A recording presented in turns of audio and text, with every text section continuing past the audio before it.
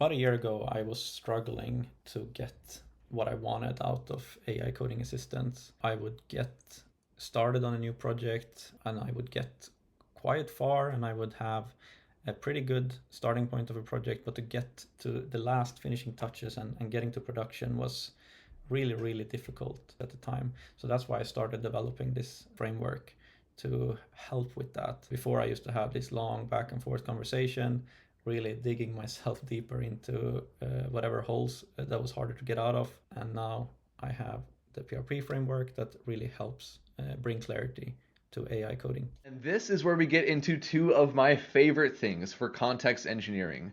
Claude Code slash commands and PRPs, which is short for product requirements Plus, what we're prompts. going to do next is work on generating the PRP, which is the product requirement prompt. To basically create a comprehensive product requirements prompt. So really, thank you to Cole Medin for exposing the PRP framework in his context engineering template. I have been getting incredible feedback from people having used PRP in the last couple of weeks, both how they have revolutionized their own workflow and how they are reporting 50, 60, 70, 80, 90% gains in their workflow. And not only their workflow and speed, but also the accuracy in output, how they can now trust what they are shipping and how they have transformed from like vibe coding to this kind of structured framework way of coding. So if you have tested the PRP framework and find it useful and it's working for you, please consider giving it a thumbs up and subscribing to see more in-depth tutorials, workflows, how I use PRP and different AI tools in my day-to-day. Yeah, we're just showing some tips and tricks of things that I learn along the way. So let's break it down. A PRP really is a PRD plus curated codebase intelligence plus the agent runbook or implementation plan, and it's aiming to be the minimum viable packet an AI needs to plausibly ship production-ready code in the first pass. So what that really means is that we are trying to gather as much context up front as possible for the AI to be able to ship the code in one pass and do so autonomously. So we really want to give it all of the context that it needs to complete the work. We want to give it all the references to our existing code base so it knows where to integrate, what models to use, what tools to use. We also want to give it like detailed instruction of how to do it, which order we want it to do it, the business logic, the tasks, the steps. There are some core principles of a PRP. Context is king, validation looping, and autonomous implementation. Context is, of course, the most important thing, closely followed by validation looping, and that's really to get AI to be able to test what it's working on. And then we have autonomous implementation. So we really want the AI to be able to run while we do other things, planning new things, working on another project, taking a walk, going to sleep, whatever. And we want to be able to do that reliably. So it means that we have to package our PRP in a way that it's not too much work for the AI, but it's also not too little, because we want it to run for as long as it reliably can run. Context, of course, it means things like snippets of docs that you're using, APIs, etc. Code examples, both from your code base, but also from other code bases or examples online, and also references to the code base that you're working on. So like file paths, so not only the examples, but also like the integration points, the models, the database tables. And also now with the new web search and scraping functionalities of these tools, we can also just pass a URL in the PRP and it will be able to go and find that. There is some risk to this because you do risk overfeeding context. I find it much more reliable to copy paste the snippet that you need into your code base and reference it from your code base for the PRP you're working on. Then it comes to the details and the strategy. So this really means that we want to be able to tell the AI exactly what we want it to do, in which order we want it to do it. The business logic is very important, and also the things from a normal PRD, the whys, the what's, the problem, the users, like everything that we can feed it related to the problem we're solving is going to help both with gathering context for the PRP, but also in the execution of the PRP itself. The validation gates is really one of the core things of this, and it wouldn't be successful without the validation gates. The validation gates are there to give AI a way to check its own work and keep trying until it passes all of those validation gates that we give it. This is really what makes it autonomous. So Claude Code and other AI coders already have some looping built in, like it will keep trying to fulfill our request until it's done. Giving it explicit validation gates really makes this even level up one more step. Things we can give it here is anything really that the AI can execute itself using bash or tests or anything it can do in the terminal. This means type checking and linters are like the easy one. Unit test is also an easy one. You still want to like guide how you want your unit tests to be created. Integrations tests, especially when you're working with something like an API, you can do curl commands here, or you can write small test scripts. And then really anything that you can do with the CLI tool. So there's a lot of CLI tools you can use here. I'm not going to list them all out. I will be covering that in other videos. MCP powered validation is also very powerful, especially if you're working with a front end. You can use Playwright and it can go and literally click around and do end-to-end testing, get the console output. You can use the Docker MCP to test your Docker environments and deployment. With DigitalOcean MCP, you can also do a lot of things with your actual production deployment and much more. So the PRP can really be small and focusing on one single task or a bug fix, up to large on an entire feature, like an entire PRD scope. We don't want to give it too much, so we don't really want it to create like an entire project at once, but we want to push the limit of how big task it can reliably and autonomously create, so that we can free up our own time to do other things in the meanwhile. So the goal is always to like push that limit of what is possible. And that's why you will see the PRPs and templates updated a lot. So I spend a lot of time updating these. So what works for me in real projects, I will update in the PRP templates. In my real projects, the PRPs look slightly different for each project because they are like optimized for that project. And I'm taking out what works and I'm putting it in the template. And really, when we do have access to this level of compute right now, the aim is to make the agent run for as long as possible without our input, so that we can go off and do other important things. And PRP is really my attempt at solving this problem.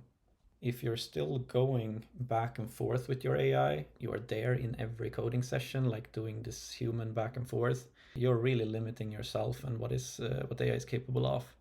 And yeah, I'll show you how these principles can really help you to be hands-off, so that you can do your planning ahead of time and that you can check the quality after it's done. And this will allow you to really like multiply what you are able to do. So here is the actual workflow that I use every single day. So let's see PRP in action. Here I have a project that I'm working on actively. It's a voice AI with an agent that is a personal assistant. But the beauty of this project is that the agent is actually pluggable. You can put whatever agent you want in here. It's really a voice and avatar platform. I'll just show you a little bit how it works. I can run this. I can choose my provider with the DPRAM flag. I can also choose real-time or other providers as well. I can run it in my terminal. And now it's listening to me. And it will probably reply here in a second. I see if you're referring to terminal command or program that listens for input or commands, I can help explain. Yeah, so yeah, you see it works. Now, what we will do here is we'll boot up Claude, and you can see in my project, I have my Claude folder with my commands. I have a lot of commands here. And then I have my PRPs directory where I have a few documents. So I have my AI docs, I have code reviews, I have completed, where I actually haven't, I think I have deleted them recently, some ideas that I have. So in this one, I've been using mainly the base, the planning, and the spec, but I use base more or less for most of the things. What we want to implement in this project right now is ElevenLabs. That's going to be the next provider for voice. So let's get to it. And please share any results you get with PRPs and anything you build on top of PRP. I'm planning to share that in future videos and on my website. So if you want to be featured, please drop what you're building below. So what's really powerful with this is that since we already have our Claude.md set up specifically for this project with a lot of project related information, and we have our / command, it's actually pretty easy to get started with a new PRP in this existing project. We would just need to create base PRP. Then I will just put here, I have already written this up.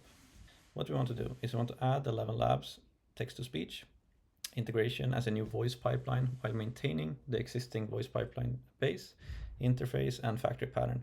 And users will be able to switch providers by changing the voice pipeline mode configuration value. I also gonna add here. So yeah, I'm just refining this. I'm gonna make a cut here. So yeah, that should be it. Like, we have a pretty clear goal. We have a pretty clear intention for what we want the PRP to be about. So we really don't want the PRP to be about inventing a bunch of new stuff in our code base. We really want it to mirror a lot of the patterns that we do have. So I'm going to kick this off. Once it's done, we will take a look at it quickly, and then we will kick it off. I'm just going to come back when this run is executed. So now we can see that the run here is done and our PRP is created. Yeah, let's take a look at it. I'm not going to go through this too much in detail. We're just going to check here how long it is. So it's like 270 lines. And it's given itself a score, 9 out of 10 confidence score that it's going to be able to do it in one go. So that's a pretty interesting thing that I added here. Just lets the AI judge how confident it is to be able to complete it. I'm not going to go over this too much. I'll go over it on my own to not make the video too long. But the key things to remember here: make sure all of your validation gates are executable by the AI. Make sure that you don't have anything strange in the tasks, and also make sure that you have all of the key documentation in the context and research phase. But yeah, it's not perfect. When you create a PRP, there is a lot of combination of using the slash commands and manual effort. The goal is really to make sure that the PRP itself, which is what the template is for, is to be filled in, and it should follow your specific rules and guidelines, architecture, how exactly you want it to be implemented. So the more you make the AI guess, the less reliable it will be. Most of the time when you run a PRP, it will get you 90 to 97, 98, 99% there. So like 7 times out of 10, you will have to like do a couple of follow-up prompts. But then it's very important to understand that the AI will still have that context, and you can always like reference back to the PRP to like pull in the right context for the couple of percentage that you have left to finish up. The other 3 times out of 10, you will get 100% of the way there on one pass. And that's really what this is aiming to do, always pushing the limit of what is possible in one pass. If you follow the repo that I have as well, like you see changes, I basically make changes there every day because I tweak my slash commands and the template slightly in the real projects where I'm working. So they don't actually look 100% the same in each project. They are slightly different for each project. I take those learnings that I take from my real projects and I put them in the PRP repo, always like trying to tweak that limit or boundary of what is actually possible to get done in one pass, and always trying to increase the accuracy. If you want the latest of what I'm doing, make sure that you take the latest commands and template that I have there, because those are changing on a, if not daily, at least a weekly basis. You can find the PRP repository in GitHub on PRP's Agentic Eng. Here you can find everything that I use on a day-to-day, all of my commands, most of my commands, to be honest. Everything that I have in my PRPs directory, so like my templates, my script, an example of AI docs, my Claude.md files, everything is here. So go here to find out more about PRP and how to use it. So something that is really important now before you kick off your PRP is you want to clear or exit. You can just do like exit and open Claude again, so that you have a clear context window, because what the PRP really aims to do is to give all of the necessary context for the execution agent to do it without being in the same context window. And this also means that you have great flexibility here, because you can do the planning workflow using Opus, which is, really, really powerful at doing these planning workflows. But when you do the execution, you can do a /model and you can change to Sonnet and run the execution in Sonnet. You can also do open code and run it with Kimi K2. So that's something that I have been testing in the last couple of days, is running the planning workflow with Opus and then switching to like a cheaper model for the implementation. And it has been very successful so far. There will be more things coming on how to set that up and how to do that, especially now since Claude Code has decrease their limits quite heavily. I'm like hitting my limits all the time on the 200 max plan, which is also very disappointing, I would say, and limits the workflows quite a lot. What we want to do here, /execute base PRP, and we want to pass the relative path to our PRP. So you really don't have to prompt that much when you do these executions in the tool itself. So passing the file, kicking it off like that, and you're good to go. I'll come back here when it's done and let's give it a test run. That is very easy to like drop into any code base using any tool. It's tool agnostic, it's just prompts, there is no complex setup. You just copy paste the files or the prompts and you put them in your code base and they are ready to run. You don't have to do any installations or anything like that. It's just markdown files, copy paste, and you're good to go. So here we are, the run is complete. And we have successfully now implemented ElevenLabs text-to-speech and put it next to our other working voice pipelines. We have a list of things that are done here, so it gives us a little bit of a report of what was done. Created 9 new unit tests, 2 new factory tests for the ElevenLabs integration in our factory. Validation gates passed, so we had a few validation gates here. We had the rough checks, the MyPy, and we had 9 new tests. We also had an integration test in our scripts directory. And the full test suite is passing as well. 10 changes, 10 file changes, 7 files modified, and 3 new ones. And yeah, it's exactly what we wanted. 1 new file for the pipeline, 1 to test the pipeline, 1 to test integration, and also the updates needed to the factory, to the settings, and also to test the new things in the factory and in the settings. So that's perfect and exactly kind of what we want for this type of run. We do want to also make sure that this works. So how this should work is we should be able to just pass now ElevenLabs as the argument when we run this. And now it should boot up Hello. as ElevenLabs. Hello. It sounds like, hello, I'm here and ready to help. How can I assist you today? What can you do? I can assist you with a variety of tasks, including answering questions or providing information on different topics, helping with organization like setting reminders or creating to-do lists. Yeah, so we don't have to listen to that. But yeah, you can see that it works. One thing though is like that I really recommend you do after this can run. Open in your terminal, boot up Claude, run a code review. So here I have a review stage on stage, so it will review everything here. It's kind of like just like a sanity check of things to review things that it just did. So it kind of will help me get the code review flow going. So like before I make a PR for this to like do a PR review, I would just do a review or a couple of reviews probably locally before I make a pull request and review it on the PR. And so this will also run autonomously. You can see it's already finding some issues here. So it's good to run these. This is more like rough issues. It will run all the tests and it will check the diff and compare it to our whichever branch we really want it to compare to.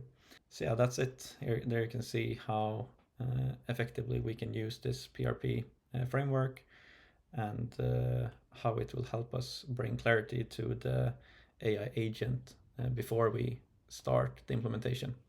And also how it can allow us to be very hands-off during the implementation. We really plan ahead of time. During the run itself, we kind of don't do anything and we can do anything else. And then when it's done, that's when we test everything, we review everything, we check everything, we make sure it's implemented in the way we want it to be implemented, and then we can continue with the next thing. So here we have actually now a review created. I'll just show very briefly how that looks. No critical issues found on this one, but we have a couple of important ones, or one important one. So yeah, wants us to do this fix, some minor issues. So that's always good to do, but you can see like how few errors we actually had, or how few issues we actually had there. And this review script is like taking the PRP into consideration, taking the diff into consideration, and checking that we have done what we set out to do. That's all I had to share for today. But yeah, if you're still watching, thank you, and please give it a thumbs up and subscribe.